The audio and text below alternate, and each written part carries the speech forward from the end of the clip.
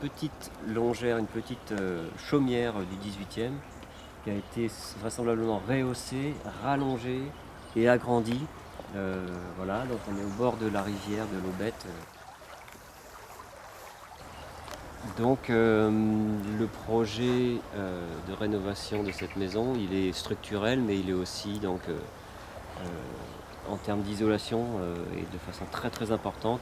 Toute la maison va être isolée par extérieur, ce qui est la méthode la plus efficace actuellement pratiquée pour bien qu'il n'y ait aucune rupture d'isolation d'une pièce à l'autre, etc. L'isolation par l'intérieur, il y a toujours les murs qui viennent. Donc par l'extérieur, on isole tout. L'isolation bien sûr des toitures. Et puis devant, la seule partie qui ne sera pas couverte d'isolation par l'extérieur, c'est la partie terre-paille, où là c'est vraiment le corps du mur qui fait l'isolation, puisque on a une ossature en bois qui est noyée dans la masse d'un complexe terre-paille de 30 cm qui a un excellent coefficient isolant. La première couche d'isolant vient entre les montants, et ensuite il y a une autre couche d'isolant qui recouvre les montants et qui est juste vissée dedans. Et là ça ferme tous les ponts thermiques.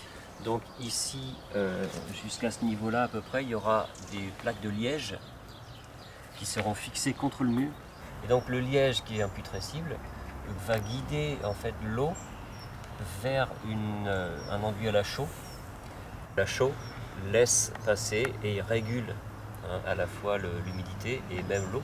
Donc l'eau qui remonte passera dans la chaux et s'évaporera quand les conditions météo le permettront, tout simplement. On va restaurer la respirabilité de la maison. Et donc, et après ça se fait tout seul, c'est-à-dire que l'hygrométrie, l'humidité, le chaud, le froid sont gérés par les matériaux qui composent les murs, l'isolant. Ici, quasiment d'un bout à l'autre de la longère, sauf une partie qui a été rallongée en briques monomure, on a posé l'été dernier un mur en terre allégée, qu'on appelle aussi terre paille, et qui n'est pas porteur, qui se pose en coffrage autour d'une ossature bois. La longère, ici on est sur une longère du XVIIIe siècle qui a été très endommagée. Toute la partie basse a été très endommagée par un enduit ciment qui avait été posé sur la façade et qui a resté 50 ans et qui a tué les poteaux, les colombages, les poutres, etc. Par asphyxie, on va dire.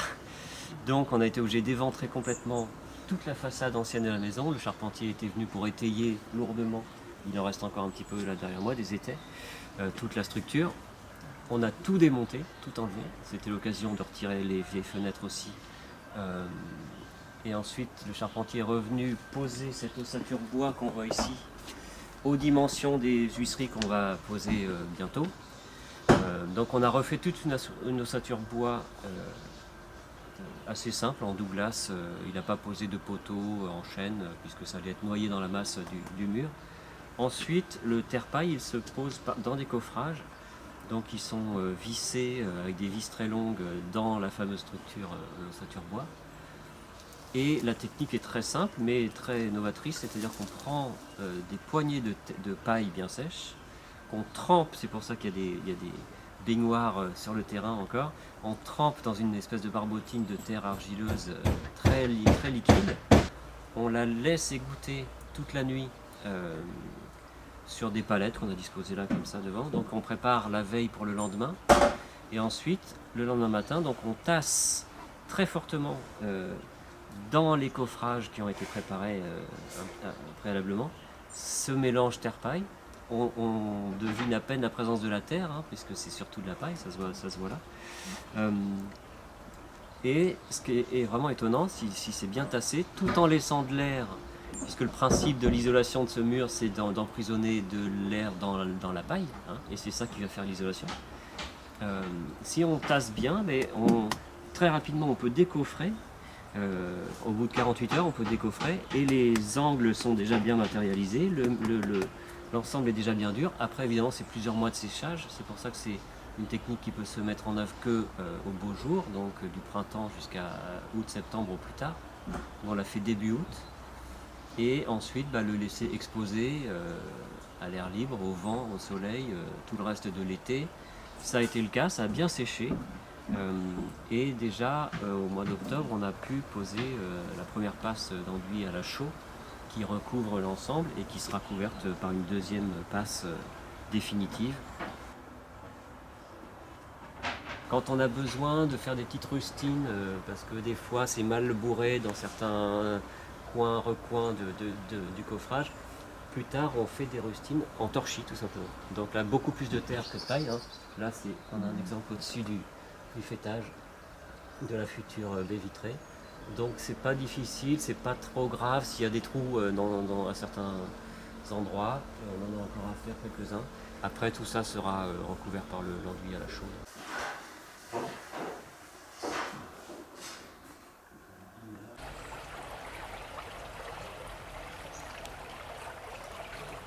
En gros, c'est très simple, c'est de la main-d'œuvre, c'est beaucoup de main-d'œuvre.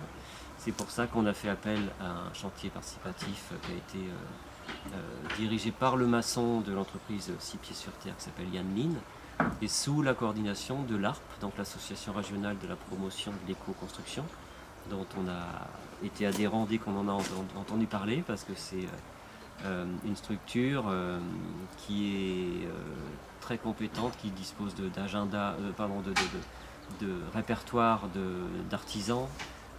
C'est comme ça qu'on a connu certains des artisans avec qui on travaille et qui offre un conseil technique et qui assure aussi le chantier. C'est-à-dire que, évidemment, si vous faites intervenir des bénévoles sur un chantier, il faut qu'ils soient assurés. Donc votre propre assurance couvre une partie des risques, mais l'ARP en couvre également. Donc on a une double assurance, et puis il y a aussi bien sûr l'assurance du maçon. Mais voilà, donc l'ARP intervient à différents niveaux. L'ARP nous a aussi aidé à finaliser le dossier de subvention que propose la région Normandie pour la réhabilitation énergétique des logements.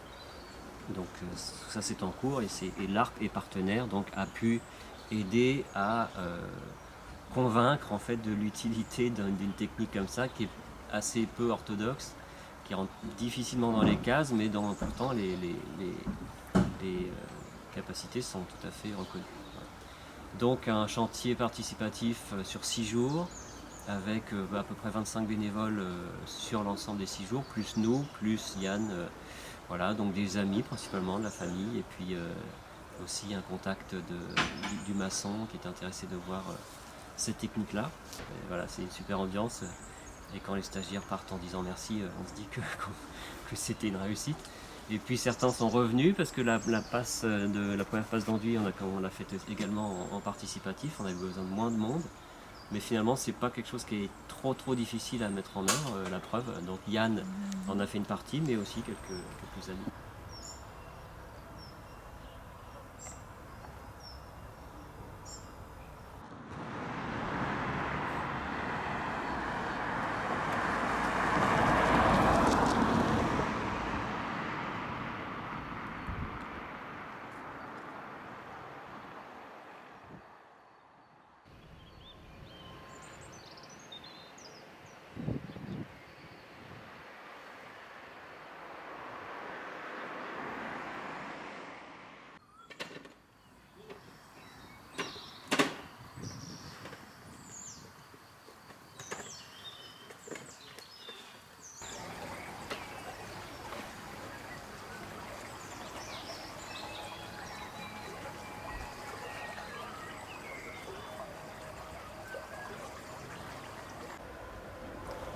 Alors on s'est quitté il y a 3 mois, vous avez présenté l'installation pour l'ITE, il y avait les montants.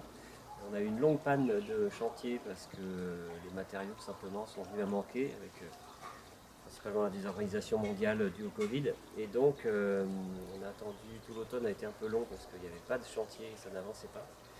Et la livraison de laine de bois notamment et de fibres de bois est arrivée tout à la fin du mois de décembre. Et au 3 janvier, l'entreprise, donc les charpentiers sont arrivés pour mettre en place cette isolation par extérieur, donc ITE, isolation thermique par extérieur. Entre les montants qui avaient déjà été fixés verticalement, ils ont mis de la laine de bois, donc à fleurs. Ensuite, par-dessus l'ensemble, ces panneaux qu'on voit encore ici, qui sont de la fibre de bois rigide, donc qui fait office de pare-pluie, qui est étanche, qui recouvre à la fois les panneaux de laine de bois mis verticalement, mais aussi les montants. Et donc ça recouvre l'ensemble de façon horizontale et ça coupe tous les ponts thermiques, puisque ce sont les montants en bois principalement qui sont vecteurs de ponts thermiques. Voilà, et puis par la suite, deux lithos croisés, puisqu'on voulait mettre un bardage vertical. Ça assure un espace qui va faire la ventilation entre le bardage et puis la laine de bois qui est indispensable. En bas, il y a des grilles de ventilation, en haut aussi. Et puis donc ce bardage en douglas, qui est un faux clair-voie, qui est assez épais et qui nous plaît bien aussi en termes d'esthétique. Voilà, donc on a le complexe qui a été posé en un mois, tout le tour de la maison, sauf la façade bien sûr qui est en terre-paille et qui a été déjà recouverte d'une première passe d'enduit à la chaux qui sera terminée au printemps prochain.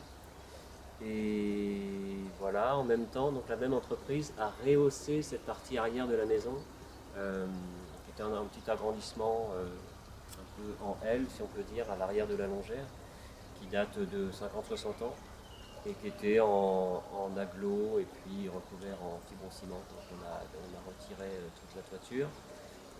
Donc les charpentiers ont rehaussé les murs pour créer une toiture quasiment plate.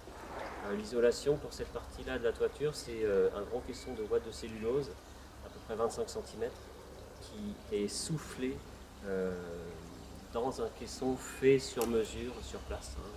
Ils ont posé le fond, tout simplement. Tout est retenu par des lithos par en dessous. Et puis ensuite, ils ont amené une souffleuse cardeuse dans laquelle ils ont déversé la boîte de cellulose, qui ensuite est insufflée dans cette grande bassine, si on peut dire, comme une grande piscine de boîte de cellulose, qui est ensuite refermée par une nouvelle couche de cet isolant en fibre de bois rigide, qui fait office de pare-pluie, et puis ensuite un bac acier qui est invisible quasiment du jardin. Donc on voit un petit peu d'étage. Et voilà, donc l'aspect de la maison a complètement changé. Et, comme en plus les menuiseries sont arrivées, elles commencent à être posées, voilà, donc on va avoir une maison fermée, hors d'air, hors d'eau, bien isolée. L'isolation va commencer à être quasiment totale, puisque le haut est déjà isolé. Et voilà, ça avance bien.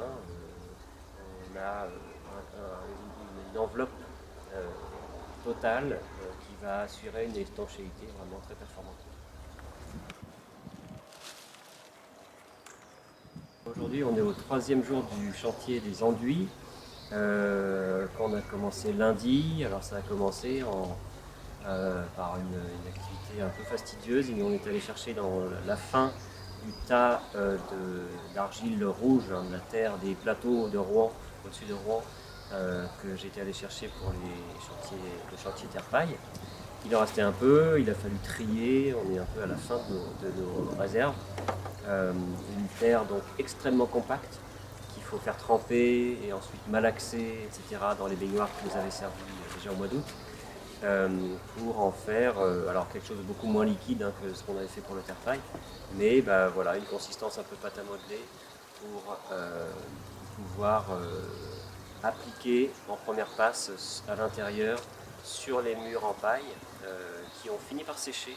Ça a été long, l'extérieur avait séché en quelques mois, l'intérieur, évidemment en plus l'eau s'était accumulée un petit peu en bas du mur. Donc ça a fini par sécher au début de l'année, au milieu de l'hiver. Donc tout est bien sec, on peut maintenant donc appliquer cette première passe d'argile qui servira d'accroche pour les enduits de finition qu'on fera entre le printemps et l'été. Mardi, on s'est procuré un malaxeur parce qu'on n'arrivait absolument pas à vraiment malaxer surtout les boulettes d'argile qui étaient très dures. Donc on a malaxé tout ça mardi et on a ajouté de la paille qu'on avait broyée très fin. Tout simplement, sur la terrasse, on a posé de la paille en vrac et on a passé la tondeuse à gazon plusieurs fois dessus. Et donc de façon à parvenir à des petites section de paille. Donc tout ça incorporé dans la terre, et puis ensuite c'est mis à fermenter, enfin ça fermente depuis lundi, dans les baignoires qu'on avait utilisées aussi pour le terre-paille. Et la consistance à partir de mardi a été vraiment pas mal du tout. On a couvert ça, et puis donc ce matin, jeudi, donc avec l'aide de quelques personnes, donc 4 personnes finalement y auront passé toute la journée. Donc ça s'applique à la main. Donc il faut faire tenir ça, et c'était très collant, donc ça marchait bien, ça a bien collé au mur, ça se tient bien. Après la question ça va être, est-ce que vous allez voir des fissures qui vont apparaître au séchage? A priori avec la paille ça ne devrait pas trop être le cas. Et puis voilà, il y aura la pose d'un enduit de finition d'ici quelques semaines, il faut qu'on attende 2-3 semaines. Et donc belle progression de chantier aujourd'hui, avec un aspect qui ressemble presque à un aspect définitif. On mettra vraisemblablement un enduit un petit peu plus clair pour éclairer l'ensemble, mais on est voilà, très heureux du résultat de cet enduit intérieur. C'est une première expérience évidemment, donc ça se fait toujours un peu en improvisation, mais là la consistance avait l'air d'être plutôt la bonne. À l'étage, l'isolation des rampants a été posée au mois de décembre, et puis le placo a été fait pour fermer tout ça dans la foulée. Alors pour ce qui est de l'intérieur de la maison, ici, bon, on a fait sauter pas mal de murs. Ici il y avait un mur avec une petite chambre, le mur de fond de l'ancienne chaumière qu'on a aussi supprimé sur cette partie-là. Et puis les agrandissements existaient, hein, mais on y accédait juste par des petites portes. Donc on a créé un grand espace comme ça qui sera en L avec la cuisine au fond. Ici ce sera le salon. Et puis une première chambre, notre chambre au fond là. Et ici il y avait un escalier tout droit, assez raide, qui arrivait directement dans le rampant, donc pas assez mal pratique. Donc on vient de le supprimer. On est en train de reboucher la trémie de l'ancien escalier. Et on va créer un escalier, un quart tournant dans le coin de la pièce qui arrivera au milieu de l'étage, ce qui serait beaucoup plus pratique pour ne pas se cogner. Donc voilà, il y a des petits chantiers aussi comme ça, où on découpe des solives là dans un coin pour créer la trémie du prochain escalier, et puis on referme la trémie de l'ancien escalier avec des morceaux de solives récupérés sur le chantier. Et puis on va essayer de renforcer tout ça. Toutes les solives vont être renforcées par des entretoises à l'étage, parce que là les solives anciennes elles sont peupliers, elles ne sont pas très costauds. C'est vrai que la maison elle aura aussi beaucoup changé d'aspect à l'intérieur. Là on va avoir un très bel espace. Alors, on a créé bien sûr les baies vitrées, hein, les portes-fenêtres qui n'existaient pas. Et on a créé aussi au fond, au-dessus du plan de travail de la cuisine, on aura ce petit bandeau qui est fixe, hein, qui ne s'ouvre pas, mais qui va nous apporter une vue sur la rivière et puis beaucoup de lumière côté nord. Donc on va avoir un espace très lumineux, bien exposé, assez vaste. Et puis le poêle de masse qui sera ici, la partie basse du poêle de masse, ce sera une banquette. Et donc ce sera une partie du salon, on imagine qu'on aura un salon un peu comme ça, avec la banquette du poêle de masse sur laquelle on pourra s'asseoir. Et l'hiver, ce sera vraiment très, très confortable, très agréable. Voilà.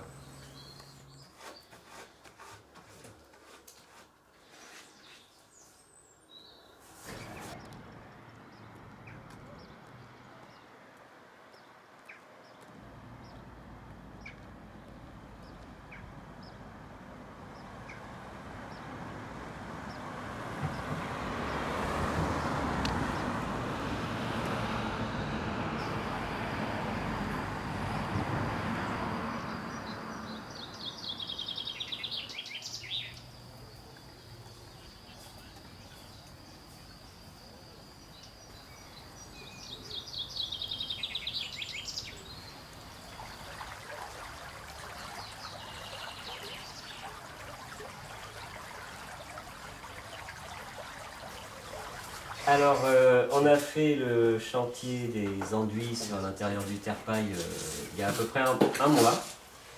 Et donc, un mois plus tard, le poêle de masse, qui est le chantier du moment, est en bonne voie presque de conclusion.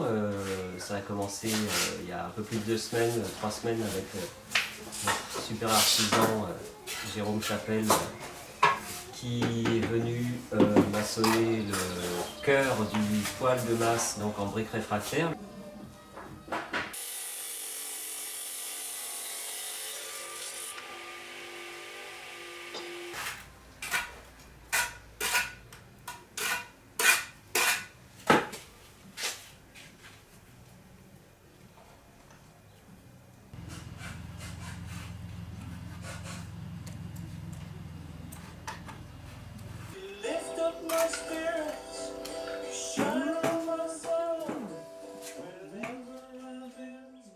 Le poêle de masse, ce sera un peu l'élément central de la maison, ce sera notre chauffage central et qui fonctionnera très bien avec ce mur en terre-paille qui est perspirant. On compte sur ce poêle extrêmement économique et sobre en énergie pour chauffer toute la maison très confortablement pendant l'hiver. Le principe c'est qu'on a un foyer dans lequel on fait une flambée par jour avec un poids calculé à l'avance exact de bois, entre 7 et 15 kg, qu'on fait brûler d'une seule fois, qu'on met dans le poêle en une seule fois. On ferme la porte, et ça commence à brûler, et ensuite les fumées de combustion, au lieu d'être envoyées directement dans le conduit de cheminée, font tout un cheminement dans cette structure de briques réfractaires, à peu près 6 mètres de maçonnerie, avant de partir dans la cheminée. Et ce cheminement va charger les briques en énergie, et ensuite, une fois que la flambée sera terminée, les briques commenceront à rayonner, et c'est le principe du poêle de masse, qui ensuite diffuse sa chaleur pendant tout le reste des 24 heures. Donc on fait une flambée par 24 heures et ça rayonne, ça redonne l'énergie reçue pendant toute la nuit, parce que c'est une flambée qu'on fait en fin d'après-midi. Voilà, donc le chantier d'aujourd'hui, c'est l'habillage en briques de terre cuite de cette structure en réfractaire. Et c'est nous qui faisons ce chantier sous la direction de Jérôme. Voilà, il s'agit de monter un mur en briques maçonné avec de l'argile et du sable, tout simplement. Et ensuite, les parties horizontales seront recouvertes d'une belle pierre blanche qui fera la finition. Donc là, on va procéder à l'habillage du poêle, donc qui va être en briques de terre cuite. Et donc l'idée, c'est pas de venir toucher la brique réfractaire. Il faut surtout qu'il y ait un espace de dilatation, parce que la brique réfractaire, elle, va se dilater d'une certaine façon, et la brique extérieure, l'habillage, va se dilater d'une autre façon. Donc il ne faut surtout pas contraindre les deux. Hein, donc on ne relie surtout pas les deux. Donc on voit combien entre le... Donc là, ça va être 6 mm à peu près. Alors ce qu'on va faire, c'est qu'on va mettre des petits plastiques comme ça, qui permettent de s'écarter de la paroi et de ne pas venir toucher, quoi. Et on va les relever à chaque fois qu'on va maçonner, on va les relever, et ce qui fait que ça va nous faire un espèce de dilatation tout autour du poêle. Donc voilà. Donc là on a le plan brique à brique de la construction, donc avec tous les joints qui sont dessinés, donc on a les hauteurs qui sont là. Et donc l'idée, c'est de faire correspondre à chaque fois toutes les trappes de visite, avec un cadre qui est à maçonner aussi, pour pouvoir accéder à toutes les trappes, toutes les trappes en réfractaire. Donc voilà, il va falloir faire bien coïncider tout ça. Donc les trappes, c'est comme tu m'avais dit pour pouvoir visiter tous les carnaux du poêle et pouvoir aspirer et nettoyer. Okay. Voilà. Donc, tout le circuit de fumée doit être nettoyable jusqu'au conduit. Donc le premier rang, c'est ça. Okay. Donc, le joint vertical et le joint horizontal, il fait 8 mm partout. Donc l'idée, c'est de... Alors les briques sont pas parfaitement... Les briques réfractaires, elles, sont vraiment parfaites en dimension, au millimètre près, alors que ces briques-là, les briques de terre cuite comme ça, elles sont... des fois, elles font, au lieu de faire 215, elles font 210, des fois, elles font 217, voilà. Donc là, c'est assez théorique, mais ça permet déjà de voir le bon calpinage, surtout pour avoir toujours les angles qui sont bien croisés, quoi. Toujours bien croisés dans les angles, voilà, pour avoir une bonne stabilité d'ensemble, quoi. Donc, là, je peux voir. Peut-être quand j'ai mis la brique, c'est pas grave, pousse. Hein. Par contre, là, t'es vraiment. Là, tu m'as l'air d'être comme ça. La brique, là. Non. Parce que tu vois, on voit que l'arête, là, elle est vachement resserrée. J'ai l'impression que tu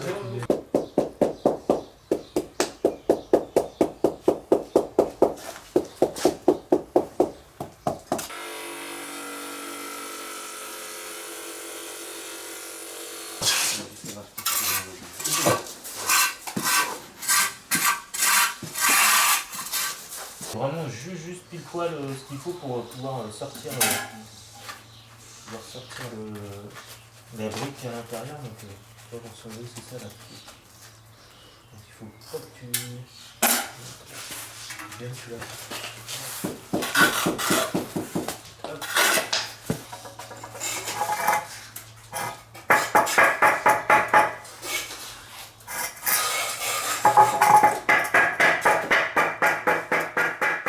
Donc on laissera ces briques ici apparentes et toutes celles-ci, les réfractaires, disparaîtront dans la coque. Voilà, on est très heureux de ce chantier et d'avoir choisi ce mode de chauffage parce que c'est quelque chose d'absolument vertueux dans tous les sens du terme. C'est très peu de bois pour produire une chaleur extrêmement agréable et confortable et c'est très économique parce que c'est pas encore évidemment calculé, mais on aura besoin de quelques stères de bois pour chauffer toute la maison. Il n'y aura aucun autre chauffage dans la maison et comme elle est par ailleurs évidemment très bien isolée, ça devrait nous suffire largement. Et comme aussi elle est très bien exposée, on a pas mal de surfaces vitrées au sud-sud-ouest, ça fera le complément de chauffage pendant l'hiver. Voilà, et puis par ailleurs tout le reste avance, l'électricité, la plomberie, on est en train de faire le placo. Gros chantier de placo, et puis donc les pièces prennent forme. À l'étage, c'est déjà presque fini, puisque le placo était déjà fait. On travaille sur la salle de bain. Il nous reste un gros chantier de plancher à l'étage et au rez-de-chaussée. Donc voilà, tous les sols vont être faits principalement en bois, 90% en bois, et puis un peu de carrelage bien sûr côté cuisine et salle de bain. Et puis après, des finitions, un aménagement intérieur, etc. Et donc on espère pouvoir emménager d'ici la fin de l'été, c'est-à-dire d'ici 3 mois et demi. Donc ça c'est notre objectif, notre ligne de mire, et puis on espère pouvoir s'y tenir. Donc super aventure qui pourra se terminer, j'espère, vers la fin du mois d'août.